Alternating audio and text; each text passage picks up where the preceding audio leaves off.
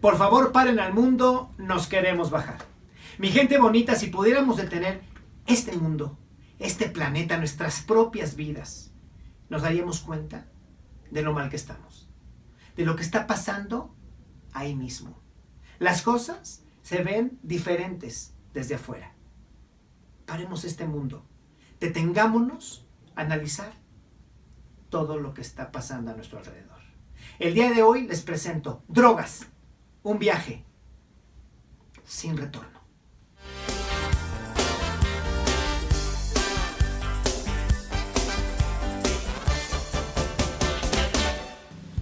Nos encontramos con Eden Sánchez, médico psiquiatra especialista en adicciones. Y hoy hablaremos de drogas. Eden, te agradezco mucho que estés con nosotros. Nuestro público está ávido de escucharte y de entender y de captar tantas cosas que no están tan a la mano o que no nos preocupamos por investigar.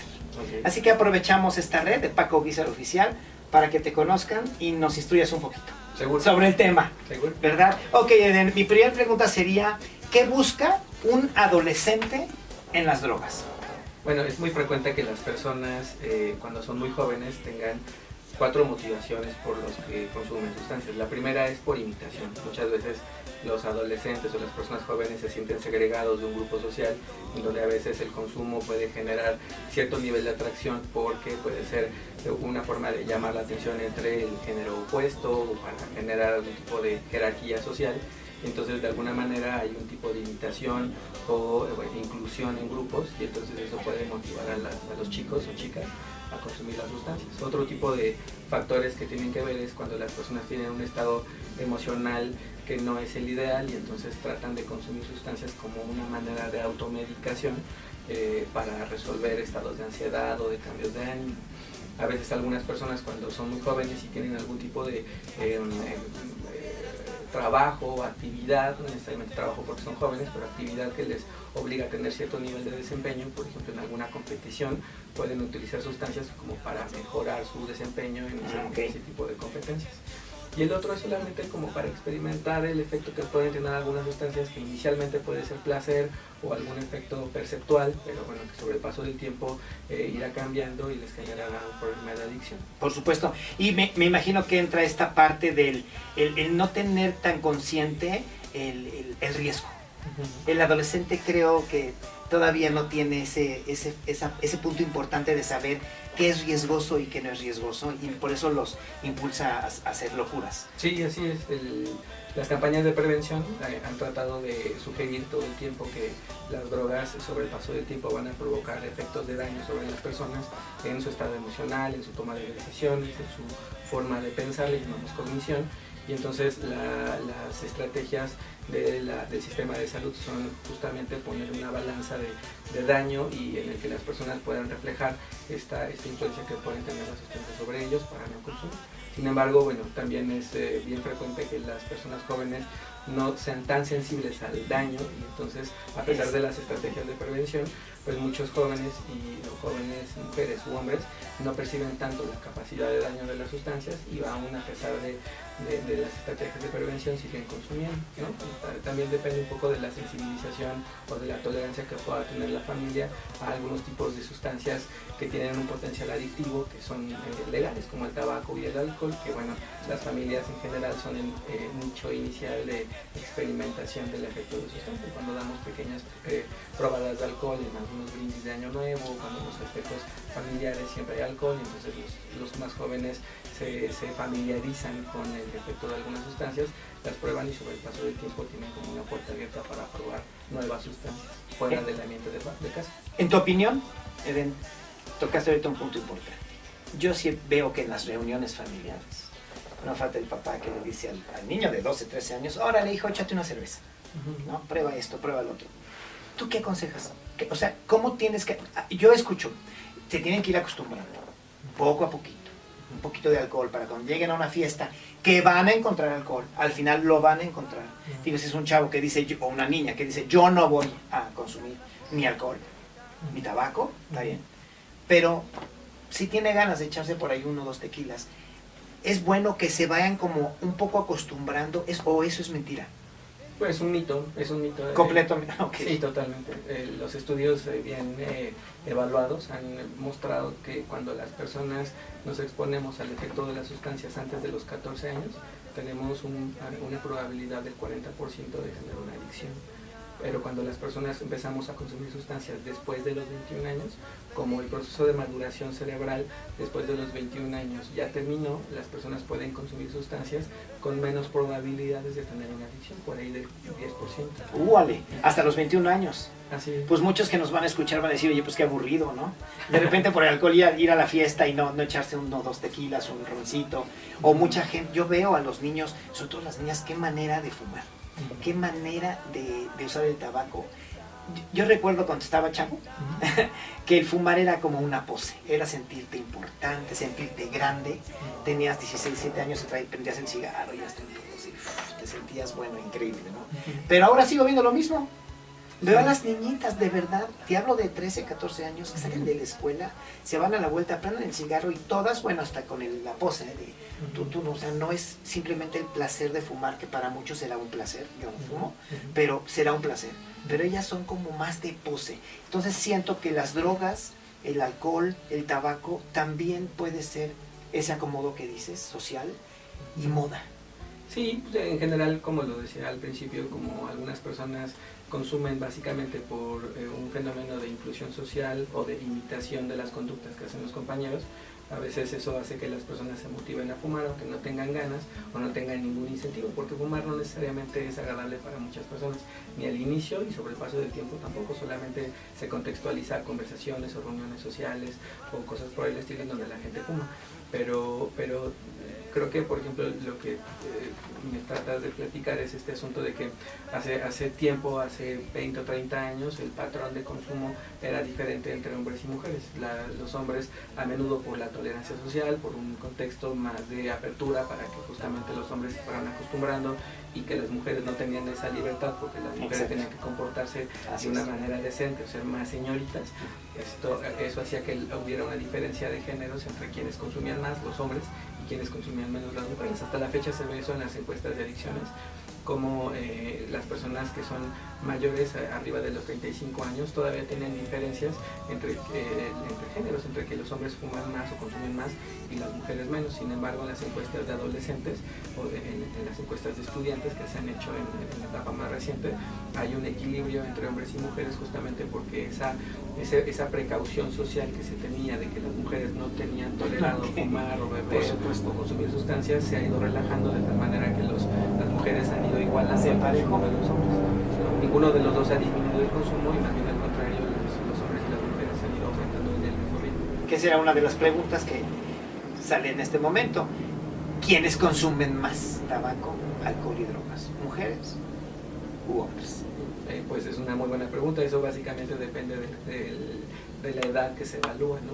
Las personas que son mayores de 30 años siguen teniendo diferencias entre que los hombres tienen más consumo que las mujeres. Sin embargo, en las encuestas de adolescentes el consumo es equilibrado entre hombres y mujeres. Depende de las sustancias por separado. Por ejemplo, el tabaco sigue siendo más frecuente en hombres que en mujeres, el alcohol sigue siendo más frecuente en adultos, más frecuente en hombres que en mujeres, pero en adolescentes es exactamente el mismo.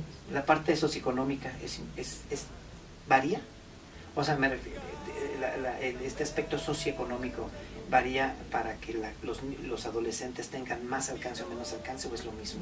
Pues mira, en realidad las drogas son una cosa bien democrática porque permean a través de géneros y permean a través de los grupos sociales. Lo que es muy frecuente ver es que las personas que tienen menos recursos económicos tienen acceso a drogas que son más baratas. Para ti, ¿cuáles son las drogas más comunes en este momento, al día de hoy? Las que más pueden encontrar nuestros chavos, nuestros jóvenes, nuestros adolescentes.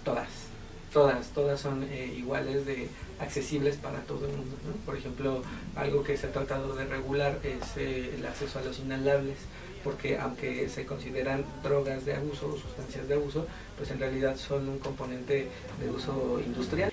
¿Qué es una droga de diseño? Sí, las drogas de diseño son sustancias principalmente derivadas de las anfetaminas, son sustancias que se han preparado a partir de sustancias químicas que no son ilegales. justamente la idea de que son de diseño, son sustancias químicas que de alguna manera le dan la vuelta a las legislaciones entre los países, y entonces se hacen a partir de formulaciones que tienen una regulación industrial y bueno, permite que se puedan conseguir en cualquier lado y solamente se manufacturen para producir sustancias de uso, que son derivados de las anfetaminas. Las principales son el cristal, por ejemplo, el MDMA, le llaman MON, o éxtasis. También están todos los demás como el Spice, o que pueden haber también derivados del LSD, por ejemplo. El efecto de las drogas de diseño son efectos perceptuales, le llaman a ese fenómeno entactiógeno, que es sentir empatía por la gente. Las personas la consumen, más que darles un efecto de alucinación o de euforia, les provoca una sensación de empatía. Ok, regresando un poco al tema de los adolescentes y de las fiestas comunes, que bueno, tenemos como público muchas mamás que tienen niños como lo tengo yo, de 12 años y de 15, y me platicando me decían, pregúntale dos cosas. Una, ¿cómo entran esas drogas en las fiestas particulares, donde ellos van a casas particulares, que dices, conozco a la mamá, conozco al papá, no hombre, son súper lindos, súper decentes, ay no, jamás va a entrar nada, y entran. Entra, por supuesto, el alcohol, bueno, lo ponen hasta en bolsitas así metidos, pero las drogas, o sea, la marihuana, la cocaína o las drogas estas sintéticas, consiguen niños como estratégicos o se cuela, ahora sí que son colados. ¿Cómo le hacen para entrar a esas fiestas y que les lleguen esas drogas? Bueno, los distribuidores de las drogas se las ingenian de todas formas. Tienen una manera de acceder a los clientes de las sustancias increíbles, ¿no? A menudo ocupan este mismo sistema que es como de tráfico grande, que en este caso, por ejemplo, lo que hacen algunos distribuidores, algunos dealers, le llaman a las personas que se encargan de distribuir la sustancia, es que le dan a alguien que tiene más o menos la edad de los chicos, entonces son ellos los que distribuyen dentro del... Y se camuflan, entran, sí, y los confundes con él. Dice, yo, ¿de qué escuela vienes? No, pues vengo de tal escuela que no es tan conocida, pero pues a mí me preocupa esa parte. Mi hija tiene 15 años. Va a haber una fiesta padrísima. ¿Y de dónde es? ¿Es de nada más de tu colegio, de tu salón? No. Es de un grado más alto y van varias escuelas. Y cuando me dice, van varias escuelas, pues ya me preocupa. Porque entonces ya no hay tanto control, ya no conoces a los niños. Ok, vinieron 80, pero los 80 son del colegio y los conocemos. Pero cuando ya son de varias escuelas, es imposible para el papá localizar ahora. Me preocupa otra cosa. Quiero poner el ejemplo. Llega un adolescente a una fiesta, está padrísimo, está con su grupo, y por ahí llega alguien y ofrece. Yo siempre le platico a mi hijo, no va a faltar quien te ofrezca, y puede ser hasta tu mismo amigo, porque ya lo convencieron. Entonces hay que tener cuidado, pero vamos a suponer que el adolescente recibe una droga sintética y se excede, porque no se controla, y entonces toma una y luego se toma otra y la mezcla con alcohol y llega a una sobredosis. Por supuesto, sabemos que una sobredosis puede ser fatal, pero qué riesgo tan grande para un niño que no conoce, que no controla, que lleguen y le metan alguna sustancia y llegue a una sobredosis. Explícame qué podría pasar en una sobredosis y qué hay que hacer. Por ejemplo, para un papá, que de repente un chavo se comienza a convulsionar y pues ¿qué le pusieron? ¿Qué se tomó? ¿Qué hay que hacer? ¿Qué tienes que hacer? No es tan frecuente que las personas tengan intoxicaciones graves, sobre todo cuando son demasiado jóvenes, porque la mayoría de las veces, como a todo mundo le ha pasado cuando experimenta por primera vez fumar tabaco o tomar alcohol, todo el mundo lo va haciendo de poquito a poquito, ¿no? Okay. Lo que sí puede suceder es que haya personas, haya chicos que no tienen una buena respuesta al efecto de la sustancia y tengan un efecto pues intenso, aunque hayan sido una cantidad más o menos reducida. En realidad, si una persona, o sea, la forma en la que sabemos que una persona está con intoxicación es que tiene un cambio de conducta y tiene un cambio en los signos vitales. O sea, se aumenta la temperatura, aumenta la frecuencia cardíaca, hay sudoración, a veces pierden el estado de conciencia, es decir, se desmayan y no están reactivos. No es frecuente saber cuál es la droga que lo provoca. No necesariamente saben qué sustancia es. Algunas veces las drogas ni siquiera tienen el nombre de MDMA, no le dicen a la gente, esto es una tacha, esto es MDMA. A veces tienen nombres que son nombres hasta de marcas comerciales, ¿no? Por ejemplo, tengo aquí una pastilla Dior, ¿la quieres? ¿No? Y entonces la pastilla que tiene un nombre comercial de cualquier otra cosa, ni siquiera saben que las personas identifican cuál es la sustancia cuando ya por experiencias previas de consumo dicen, esto que me dieron yo creo que era cocaína porque me dio el efecto que me da la cocaína, ¿no? Otras veces cuando tienen experiencias de consumo de LSD que les provoca un efecto perceptual, pueden identificar la diferencia, pero los adolescentes no tienen conciencia clara de qué es lo que les dan y solamente la prueban justamente porque es una parte experimental del uso inicial y entonces no necesariamente saben. Entonces cuando uno le pregunta a los chicos, ¿y qué probaste? Pues me dijeron que era tal, ¿no? Pero en realidad no es Qué delicado. Ok, y ya como para terminar, antes de despedirnos, me gustaría que nos dijeras, nosotros como papás, ¿cómo podríamos distinguir que nuestro hijo está usando drogas? Muy buena pregunta. En realidad, para que una persona tenga la experiencia inicial y un consumo regular de una sustancia, tiene que haber algo que en medicina llamamos genéricamente como un caldo de cultivo. Eso significa que hay un medio adecuado para que crezca algo, ¿no? En este caso, el medio de cultivo, el caldo de cultivo para que aparezca un consumo excesivo de sustancias y una adicción, es que haya un entorno familiar adverso, ¿no? Separaciones, violencia, abuso, limitación económica, grados escolares bajos, no necesariamente haber tenido una buena definición de límites sobre lo que está bien y lo que está mal, que haya otro tipo de distractores que no necesariamente son buenos, que haya permisividad para muchas cosas, que no se alecciona adecuadamente a un niño y sea permisivo con ellos. El asunto es que tiene que haber el medio adecuado. Y luego cuando ya vemos a una persona, a menudo un chico o un adolescente que está consumiendo, lo que notamos a menudo es que empieza a disminuir su desempeño académico. Para que una persona consuma y tenga un problema de adicción, antes de llegar al asunto grave de depender de la sustancia y de metabólicamente necesitarla porque el cuerpo se lo pide, antes de eso hay otros escalones previos, y los escalones previos son las ocasiones de consumo frecuente. Por ejemplo, cuando vemos que los amigos son los que llaman a la casa para decir es que tu hijo se puso mal y está tomado y ya vomitó y quién sabe qué, entonces tienen que ir los papás por él a la casa de los amigos. O cuando de plano lo tienen que llevar a un hospital y le llaman a los papás, oye, es que tu hijo está en el hospital y tienes que venir por él porque lo trajeron en un estado inconveniente y hay que recogerlo. Entonces, lo primero que llama la atención es esas ocasiones de consumo excesivo, ¿no? De cosas que no sabemos. Y luego, ¿Y en casa? Y en casa justamente cuando empieza a haber un consumo más regular y empieza a modificar la conducta de las personas porque disminuye su desempeño académico y se nota en casa porque empiezan a bajar las calificaciones en las boletas, cuando empiezan a distraerse de actividades que normalmente eran un distractor habitual, por ejemplo los videojuegos, como la convivencia familiar, como algún tipo de deporte, la convivencia con la novia o ir a hacer alguna otra actividad artística o recreativa, pues las personas empiezan a desviar su conducta de lo habitual hacia otro tipo de actividades que no se conocen bien. Voy con mis amigos y no explican a dónde, no explican que empiezan a gastar dinero de más, porque obviamente al principio cuando los dealers están enganchando a los adolescentes, les pueden dar una probadita para ver qué se siente y mira, esto te va a gustar, ya traje esto. Y ni se las cobran. Y no se las cobran, pero ya sobre el paso de la recurrencia del consumo, claro, las drogas son gratis. Ya les gustó, ya lo necesitan. Ya, su cuerpo tal vez. No necesariamente lo necesitan, pero se enganchan con el efecto que les da. Les gustó el efecto, okay. Sí, les dio un efecto, les gustó, les atrae, entonces lo empiezan a hacer con regularidad y eso hace que las personas necesiten tener dinero para pagarlo y entonces en casa se empiezan a perder cosas que tienen un valor económico, ¿no? Entonces el celular es que lo dejé, me lo robaron. Okay, ese es un punto súper importante. Entonces, me la robaron, la perdí y en realidad fue a venderla. O a empeñarla. Dejarla para comprarse. Entonces, distraerse de las actividades, desviarse del tipo de hábitos que normalmente tiene el adolescente, les cambia el carácter. Dinero. Puede haber cambios de carácter, como igual más agresivos, menos tolerantes.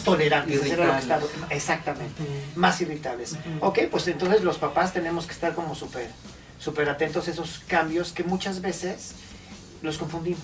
Así es. No, pues está de mal ese turno con la novia. Sí. O lo que pasa es una etapa, porque eso es lo que más escucho. Como es adolescente, ya sabes, su cambio hormonal, entonces pues es normal. No, yo creo que hay que estar muy atento a a cada gesto de nuestros hijos, porque nos va a decir siempre algo. Así. ¿No? Pues yo te agradezco muchísimo, te robamos un ratito. Sabemos que siempre estás como muy ocupado, pero bueno, igual un día te volvemos a molestar. Seguro. Y bueno, algo con lo que te quieras despedir de este público que va a estar contento, si quieres ahí a nuestra cámara, y que les quieras decir, pues, no sé, sobre todo a los chavos que están en tanto peligro con tanta droga que circula en este momento.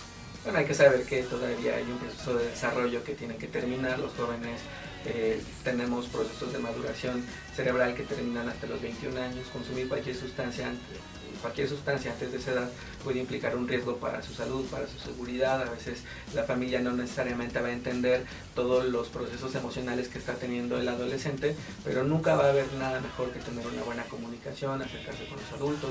Hay sistemas de salud que pueden ayudar, ya sea institucionales o en el ambiente particular, en donde las personas pueden recibir ayuda. No siempre se necesita ir a un psicólogo o a un psiquiatra, a veces vale la pena tener buena comunicación, pero cuando a veces el tipo de comunicación, por más intentos que se hagan, no se facilita, hay especialistas que pueden dar tratamiento para la familia y para los chicos. Pues muchísimas gracias, Eden. Te agradezco mucho